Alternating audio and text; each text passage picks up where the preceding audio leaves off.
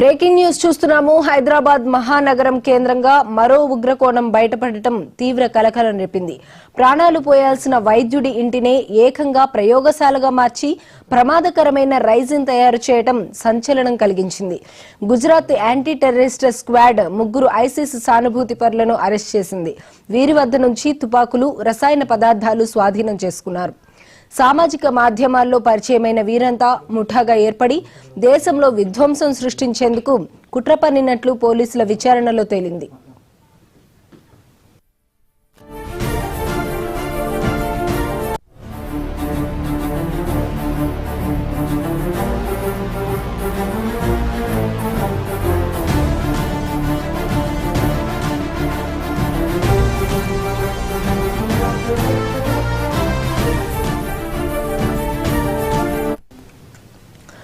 ఉగ్ర లింకులతో భాగ్యనగరం మరోసారి ఉలికి పడింది. దేశంలో ఎక్కడ ఏ మూలన ముష్కర కార్యకలాపాలు, కుట్రలు జరిగినా వాటి మూలాలు హైదరాబాద్ లో తేలడం ఆందోళన సృష్టిస్తోంది. అహ్మదాబాద్ లో Gujarat anti terrorism squad ATS arrest చేసిన 3లో హైదరాబాద్ రాజేంద్రనగర్ కు చెందిన డాక్టర్ సయ్యద్ అహ్మద్ మొహియుద్దీన్ కీలక సూత్రధారిగా తేలింది. పక్కా సమాచారంతో మొహియుద్దీన్ పై నిఘా పెట్టిన ఏటీఎస్ పోలీసులు ఇటీవల ఓ ప్లాస్టిక్ బాటిల్లో రసాయనంతో ప్రయాణిస్తుండగా గుజరాత్ లోని అడాలజ్ టోల్ ప్లాజా వద్ద అదుపులోకి తీసుకున్నారు. స్వాధీనం చేసుకున్న ద్రవ పదార్థం ప్రమాదకరమైన రైజిన్ గా గుర్తించారు. ఇది సైనైడ్ కన్నా ప్రమాదమైనదిగా పోలీసులు తేల్చారు.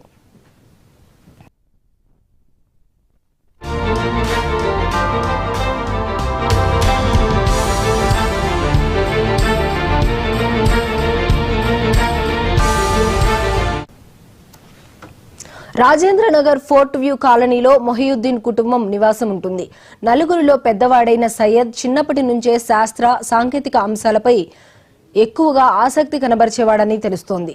చైనాలో ఎంబీబీఎస్ పూర్తి చేసి కొంతకాలం ప్రైవేట్ ఆసుపత్రిలో వైద్యుడిగా పనిచేసినట్లు సమాచారం. 30 ఏళ్ల వయసు దాటినా పెళ్లి కాకపోవడంతో కుంగుబాటు గురైన మొహియుద్దీన్ ఆన్లైన్లో రోగులకు కన్సల్టెన్సీ సేవలందిస్తూ ఇంటికే పరిమితమయ్యేవాడని చెబుతున్నారు.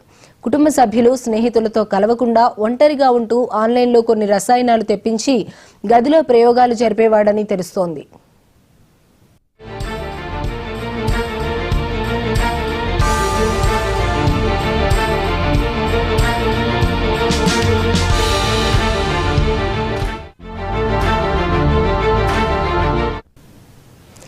మొహియుద్దీన్ ప్రవర్తనపై అనుమానం వచ్చిన తల్లిదండ్రులు పలుమార్లు ప్రశ్నించగా తాను చాలా విలువైన రసాయనం తయారు చేస్తున్నానని, మార్కెట్లో అమ్మి సొమ్ము చేసుకోవచ్చని వివరించినట్లు సమాచారం.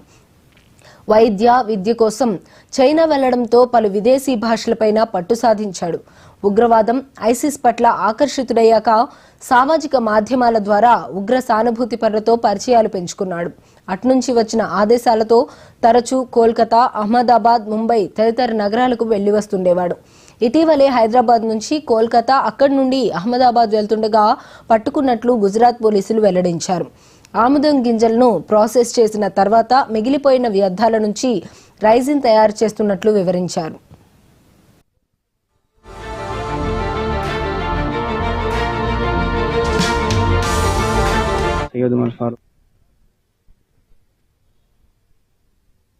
है मुझे एटीएस से दोपहर में कॉल आया था कि मेरे भाई रिमांड में ले लिए गए हैं। भाई से बात हुई, भाई बोले कि मेरे को बिजनेस के थ्रू बुलाया गया, कुछ प्रोडक्ट बनाओ बोल के। मैं वो हैंड ओवर करा तो पैसे देते बोले थे। पैसे का बैग रखे कार में। जैसे ही कार में आए तो पुलिस आई, देखी वो इलीगल एक्टिविटीज का मिल गया। और हमको तो कोई शक नहीं आ रहा था भैया के ऊपर। यहाँ पे जितने भी दिन थे थोड़ा डिप्रेशन में रहते थे भैया। उनकी शादी वो हो गई थी, टूट गई थी, जिसकी वजह से डिप्रेस थे। तो हम लोग वो गम में है समझे थे 4-5 साल से। तो घर में तो नॉर्मल रहते थे। भैया डॉक्टर है हमारे, क्लिनिक नहीं चलाते, वो IT जॉब करते। अभी जो है वो पैसे बसने हो रहे थे बोल के साइड बिजनेस भी थोड़ा बहुत कर ले रहे थे, रेस्टोरेंट में पार्टनरशिप ऐसा। अभी दोपहर में मालूम हुआ, न्यूज के थ्रू मालूम हुआ घर में सबको। आपका भाई का इन्वॉल्वमेंट नहीं है? भैया बिजनेस से डील है बोल के उनको बुलाए गए थे, तो भैया गए वहाँ पे। तो भैया से बात हुई एटीएस कंट्रोल रूम से। तो वहाँ से भी वही बोल रहे कि मेरे को बिजनेस बोल के बुलाया गया और यहाँ पे मेरे को फंसा दिया गया। ఆంధ్రప్రదేశ్ బండి నంబర్తో గుజరాత్లో వాహనం కనిపించిందని, విషయం ఏమిటని తనిఖీ చేయగా సయ్యద్ అహ్మద్ మొహియుద్దీన్ వద్ద ఓ బ్యాగ్ దొరికిందని పోలీసులు తెలిపారు. అందులో ఓ డబ్బాను చక్కగా కప్పి ఉంచాడని, దానిలో 3 ఆయుధాలు, మరో డబ్బాలో 4 కిలోల ఓ ద్రవ పదార్థం లభించినట్లు పోలీసులు చెప్పుకొచ్చారు. నిందితుడిని ప్రశ్నించి అతని ఫోన్ చెక్ చేయగా చాలా విషయాలు వెలుగులోకి వచ్చాయని గుజరాత్ ఏటీఎస్ డీఐజీ సునీల్ చెప్పుకొచ్చారు. అయితే ఈ విషయంపై ఇంకా పూర్తి సమాచారం తెలియాల్సి ఉంది. ఈయన చైనాలో ఎంబీబీఎస్ చేశాడు. ఇతనికి విదేశీయులతో పరిచయాలు ఉన్నాయి. వారిలో ఎప్పటికప్పుడు సమాచారం అందజేసేందుకు ఓ టెలిగ్రామ్ గ్రూప్లో ఉన్నాడు. రైజిన్ అనే అత్యంత విష పదార్థాన్ని ఇతడు తయారు చేస్తున్నాడు అని పోలీసులు తెలిపారు.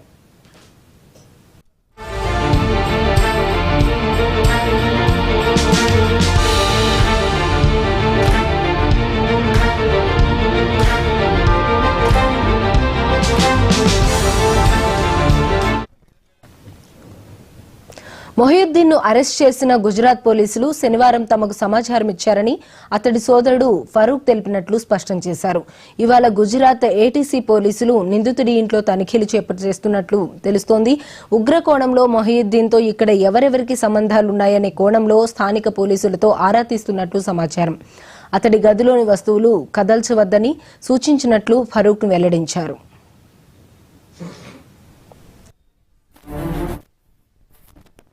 सैयद उमर फारूक है।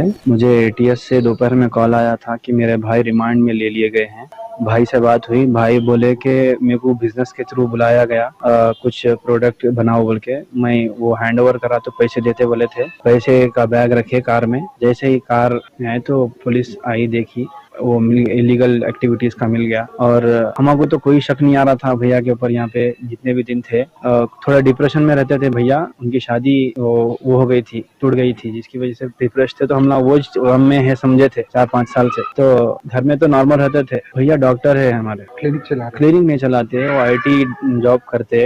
अभी जो है वो पैसे बसने हो रहे थे बोल के साइड बिजनेस भी थोड़ा बहुत कर ले रहे थे, रेस्टोरेंट में पार्टनरशिप ऐसा। अभी दोपहर में मालूम हुआ, न्यूज के थ्रू मालूम हुआ घर में सबको। आपका भाई का इन्वॉल्वमेंट नहीं है? తాజాగా బయటపడిన ఉగ్ర లింకులతో హైదరాబాద్ ఉలిక్కిపడింది. దేశంలో ఏ మూలన ఉగ్రవాద కార్యకలాపాలు జరిగినా, కుట్రలకు పాల్పడిన మూలాలు హైదరాబాద్ లో గుర్తిస్తున్నారు. ఇటీవల దేశవ్యాప్తంగా పేలుళ్లకు విజయనగరం నుంచి కుట్ర పన్నినట్లు అక్కడి పోలీసులు గుర్తించారు. అనంతరం national investigation agency NIA case దర్యాప్తును చేపట్టింది. ఉగ్రవాదులతో సంబంధాలున్న లాలాగూడకు చెందిన సమీర్ ను అరెస్ట్ చేశారు. రైల్వే స్టేషన్లు, పట్టాలను లక్ష్యంగా చేసుకుని పేలుళ్లకు పన్నాగం పన్నినట్లు నిర్ధారించారు.